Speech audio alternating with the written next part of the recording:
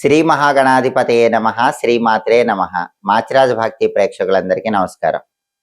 నవగ్రహాలలో బుధుడు ఏప్రిల్ 11వ తేదీ అర్ధరాత్రి 12:56 కుంభరాశిలో నుంచి మీనరాశిలోకి ప్రవేశిస్తున్నాడు. అంటే బుధుడి మీన సంక్రమణం జరుగుతోంది. అలా మీనరాశిలోకి మారిన బుధుడు మళ్ళీ ఏప్రిల్ 30వ తేదీ ఉదయం 6:37 మీనరాశి నుంచి మేషరాశిలోకి మారతాడు. అంటే ఏప్రిల్ 11వ తేదీ నుంచి ఏప్రిల్ 29వ తేదీ వరకు బుధుడు మీనరాశిలో ఉంటాడు.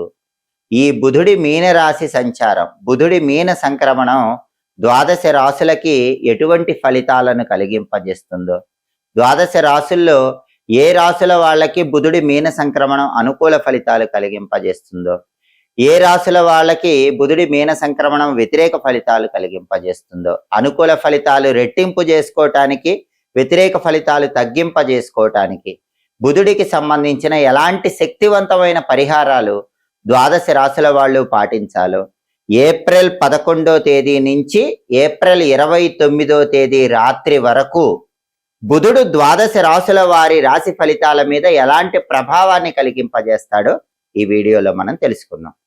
తదుపరి వృషభ రాశి.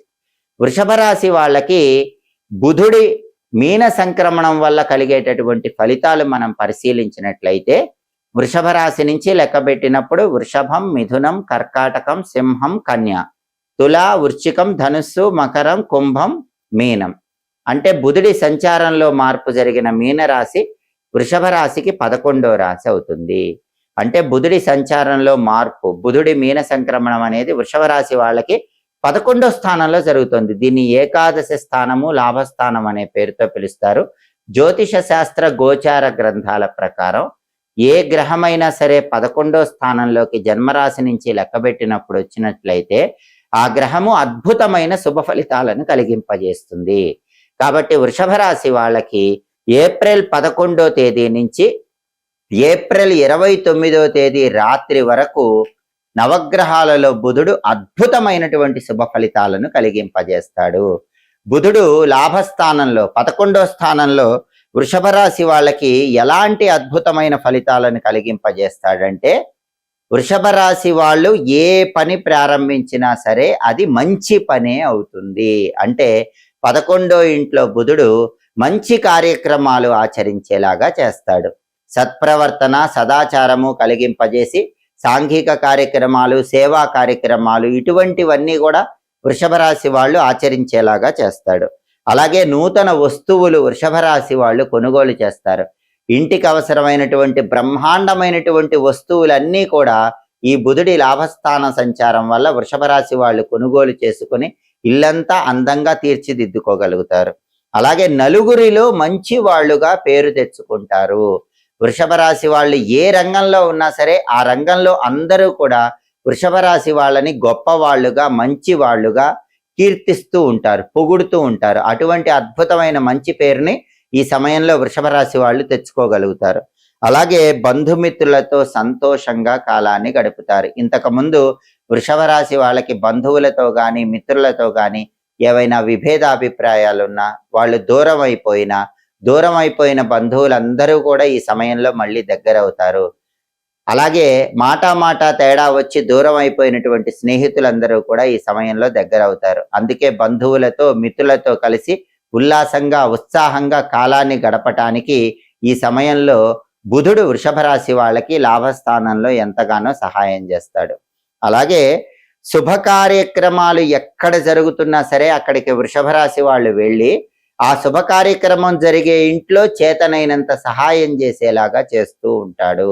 బంధువులు కానివ్వండి, మిత్రులు కానివ్వండి, వేరే ఎవరైనా ఇళ్లలో శుభ కార్యక్రమాలు చేసుకుంటూ వృషభ రాశి వాళ్ళని పిలిచినట్లయితే వృషభ రాశి వాళ్ళు వెళ్ళి ఆ శుభ కార్యక్రమంలో వీళ్ళు చేతనైనంత సహాయం చేయటము, వాళ్ళ సంపూర్ణమైన సహాయ సహకారాలు అందించటం, ఆ శుభ కార్యక్రమం దిగ్విజయంగా పూర్తయ్యేలాగా చేయటం, ఇవన్నీ చేస్తూ ఉంటారు.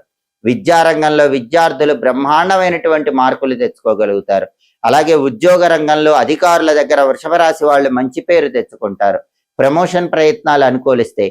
వ్యాపార రంగంలో ఊహించిన దానికంటే రెట్టింపు లాభాలు 11వ స్థానంలో బుధుడు కలిగింపజేస్తాడు. అంటే వృత్తిపరంగా వృషభ రాశి వాళ్ళు చాలా తారాస్థాయికి ఎదగటానికి, చేస్తున్న వృత్తిలో మంచి గుర్తింపు, ధనలాభం తెచ్చుకోవటానికి 11వ స్థానంలో బుధుడు వృషభ రాశి వాళ్ళకు బ్రహ్మాండంగా సహకరిస్తాడు. ఈ అద్భుతమైన ఫలితాలు ఇంకా పెరగాలంటే బుధుడికి సంబంధించిన శక్తివంతమైన పరిహారాలు చేసుకోవాలి. బుధుడి మీన సంక్రమణం వల్ల వ్యతిరేక ఫలితాలు వచ్చే రాశుల వాళ్ళు వ్యతిరేక ఫలితాలు తగ్గింపజేసుకోవాలన్నా, అనుకూల ఫలితాలు వచ్చే రాశుల వాళ్ళు అనుకూల ఫలితాలు రెట్టింపు చేసుకోవాలన్నా బుధుడికి సంబంధించిన శక్తివంతమైన పరిహారాలు చేసుకోవాలి.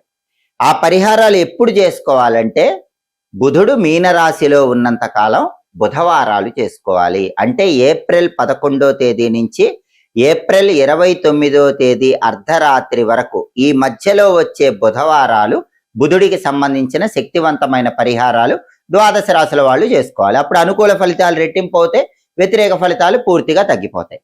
బుధుడికి సంబంధించిన శక్తివంతమైన పరిహారాల్లో మొట్టమొదటి పరిహారం స్నానం. అంటే ఈ సమయంలో వచ్చే బుధవారాలు మీరు స్నానం చేసే నీళ్లలో కొన్ని గరిక పూసలు కలుపుకొని ఆ నీళ్లతో స్నానం చెయ్యండి. అలా చేస్తే బుధుడి బలం పెరుగుతుంది. అలాగే మీరు స్నానం చేసేటప్పుడు ఈ సమయంలో వచ్చే బుధవారాలు బుధుడికి సంబంధించినటువంటి ప్రియంగు కళికా శ్యామం రూపేణ ప్రతిమం బుధం సౌమ్యం సౌమ్య గుణోపేతం తం బుధం ప్రణమామ్యహం అంటూ బుధుడికి సంబంధించిన ధ్యాన శ్లోకం చదువుకోవటం. ఒకవేళ ధ్యాన శ్లోకం చదువుకోవటం వీలు కాకపోతే బుం బుధాయ నమః అనే సులభమైన మంత్రాన్ని స్మరించుకుంటూ బుధవారాలు స్నానం చేయటం చెయ్యాలి. కాబట్టి ఏప్రిల్ 11 నుంచి ఏప్రిల్ 29 మధ్యలో వచ్చే బుధవారాలు స్నానం చేసే నీళ్లలో గరికపోచలు వేసుకొని స్నానం చేయండి. బుం బుధాయ నమః అనే మంత్రం చదువుకుంటూ స్నానం చేయండి. స్నానం చేసిన తర్వాత బుధుడికి ప్రియమైన దిక్కు ఉత్తర దిక్కు కాబట్టి మీ గృహంలో హాల్లో ఉత్తర దిక్కులో ఒక పీట ఏర్పాటు చేసి ఆ పీటకు పసుపు రాసి కుంకుమ బొట్లు పెట్టి ఆ పీట మీద బియ్యం పిండితో ముగ్గు వేసి ఒక మట్టి ప్రమిదలో ఇంకొక మట్టి ప్రమిద ఉంచి ఆవు నెయ్యి పోసి 5 ఒత్తులు కలిపి ఒక ఒత్తిగా చేసి ఆ ఒత్తి ఉత్తర దిక్కు వైపు వెలిగేలా దీపం పెట్టండి. దీన్ని బుధ దీపం అనే పేరుతో పిలుస్తారు. బుధుడికి ఇష్టమైన అంకె 5. బుధుడికి ఇష్టమైన దిక్కు ఉత్తర దిక్కు. అందుకే బుధుడు యోగించాలన్నా బుధుడిచ్చే వ్యతిరేక ఫలితాలు తగ్గాలన్నా బుధ దీపాన్ని బుధవారాలు ఈ సమయంలో వెలిగించాలి. అందుకే బుధుడికి ఇష్టమైన ఉత్తర దిక్కులో తెల్ల ఒత్తులు 5 కలిపి ఒక ఒత్తిగా చేసి ఆ ఒత్తి ఉత్తరం వైపు వెలిగేలాగా దీపాన్ని వెలిగించండి. హాల్లో ఈ బుధ దీపం అనేది కనీసం బుధవారాలు గంట సేపు వెలిగేలాగా చూడండి. అలాగే వీలైతే బుధవారం రోజు పగలు ఉపవాసం ఉండి రాత్రికి పెసరపప్పుతో చేసినటువంటి పదార్థాలు ఆహారంగా స్వీకరించండి. పెసరపప్పుతో చేసినటువంటి ఏ పదార్థం అయినా సరే, బియ్యము పెసరపప్పు కలిపి పొంగల్ తయారు చేస్తారు, అలాంటివైనా సరే ఏదైనా పెసరపప్పుతో చేసిన పదార్థాలు బుధవారం రాత్రిపూట ఆహారంలో స్వీకరించండి. పగలు ఉపవాసం ఉండండి. దానివల్ల కూడా బుధుడు విశేషంగా యోగిస్తాడు. అలాగే బుధవారం పూట పెసలతో చేసిన పదార్థాలు ఎవరికైనా పంచిపెట్టినా కూడా బుధుడు తన అనుగ్రహాన్ని కలిగింపజేస్తాడు. పెసలు కానీ పెసరపప్పుతో చేసిన పదార్థాలు కానీ ఎవరికైనా పంచిపెట్టండి. ఉడకబెట్టిన పెసలు పంచిపెట్టినా కూడా చాలా మంచిది. ఉడకబెట్టిన పెసలు కానీ నానబెట్టిన పెసలు కానీ గోమాతకు బుధవారం పూట ఆహారంగా తినిపించినా కూడా బుధుడి బలాన్ని పెంచుకోవచ్చు. బుధుడిచ్చే వ్యతిరేక ఫలితాలు తగ్గిపోతాయి. అలాగే ఏప్రిల్ 11 నుంచి ఏప్రిల్ 29 రాత్రి మధ్యలో వచ్చే బుధవారాలు బుధహోరలో పంతులు గారికి పెసలు దానం ఇవ్వండి. బుధవారం ఉదయం 6 నుంచి 7 మధ్యలో కానీ, మధ్యాహ్నం 1 నుంచి 2 మధ్యలో కానీ, రాత్రి 8 నుంచి 9 మధ్యలో కానీ బుధహోర ఉంటుంది. ఈ బుధహోర ఉన్న సమయంలో 1.25 కేజీ పెసలు ఆకుపచ్చ వస్త్రంలో మూటగట్టి దేవాలయ ప్రాంగణంలో పంతులు గారికి దానం ఇచ్చినా కూడా బుధుడి బలాన్ని పెంచుకోవచ్చు. అలాగే బుధుడికి ఒక అంతరిక్ష అధిదేవత అమ్మవారు ఉంది. ఆవిడ పేరు షోడశి మహాదేవి. మీరు ఏ పరిహారాలు చేసుకోలేకపోయినా ఏప్రిల్ 11 నుంచి ఏప్రిల్ 29 మధ్యలో వచ్చే బుధవారాలు షోడశి మహాదేవి స్తోత్రం వినండి. ఆ స్తోత్రం విన్నా కూడా బుధుడు విశేషంగా యోగిస్తాడు. అలాగే తులసి కోటకు పూజ చేస్తే కూడా బుధుడు విపరీతంగా యోగిస్తాడు.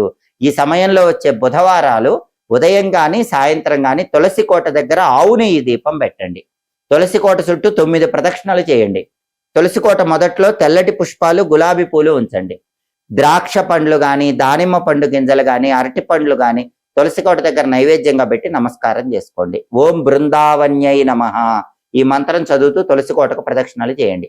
తులసి కోటకు పూజ చేసినా, తులసి కోట దగ్గర ప్రదక్షిణలు చేసినా, దీపం పెట్టినా కూడా బుధవారం పూట నవగ్రహాల్లో బుధుడు విశేషంగా యోగిస్తాడు. అలాగే బుధుడికి ఇద్దరు అధిష్టాన దైవాలు ఉన్నారు, ఒకరు గణపతి, ఇంకొకరు విష్ణుమూర్తి.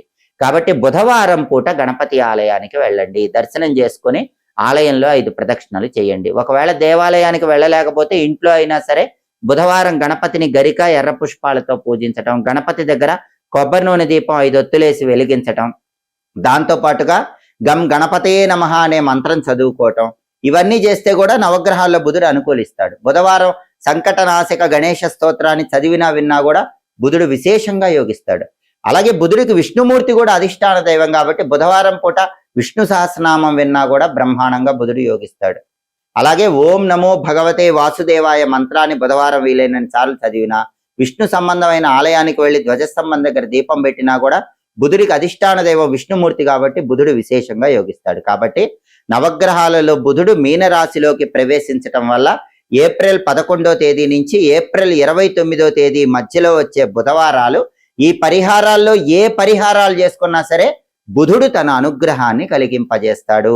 12 రాశుల వాళ్ళు ఏ రాశులైతే బుధుడు వ్యతిరేక ఫలితాలు ఇస్తున్నాడో ఆ వ్యతిరేక ఫలితాలు తగ్గింపజేసుకోవచ్చు, ఏ రాశులైతే బుధుడు అనుకూల ఫలితాలు ఇస్తున్నాడో ఆ అనుకూల ఫలితాలు రెట్టింపు చేసుకోవచ్చు, బుధుడి సంపూర్ణమైన అనుగ్రహానికి సులభంగా పాత్రలు కావచ్చు. ఎప్పటికప్పుడు జ్యోతిష శాస్త్ర పరంగా ఖగోళంలో గ్రహాల సంచారంలో వచ్చే మార్పుల గురించి తెలుసుకోవాలనుకుంటున్నారా? ఆ మార్పులు మీ రాశికి ఎటువంటి ఫలితాలను కలిగింపజేస్తాయో, అనుకూల ఫలితాలు ఇస్తాయో ప్రతికూల ఫలితాలు ఇస్తాయో తెలుసుకోవాలనుకుంటున్నారా? అనుకూల ఫలితాలు రెట్టింపు అవటానికి, ప్రతికూల ఫలితాలు తగ్గింపజేసుకోవటానికి ఎలాంటి పరిహారాలు చేసుకోవాలో తెలుసుకోవాలనుకుంటున్నారా? అయితే మా మాచిరాజ్ భక్తి ఛానల్ తప్పకుండా చూడండి. మా వీడియోస్ మీకు నచ్చినట్లయితే మా ఛానల్ లైక్ చేయండి, కామెంట్ చేయండి. మా ఛానల్ వీడియోస్ 10 మంది మిత్రులకు షేర్ చేయండి. మా ఛానల్ సబ్స్క్రైబ్ చేసుకోండి. పక్కన ఉన్న బెల్ సింబల్ ఒకటి మాత్రం మర్చిపోకండి. సర్వే జనాః సుఖినో భవంతు. స్వస్తి.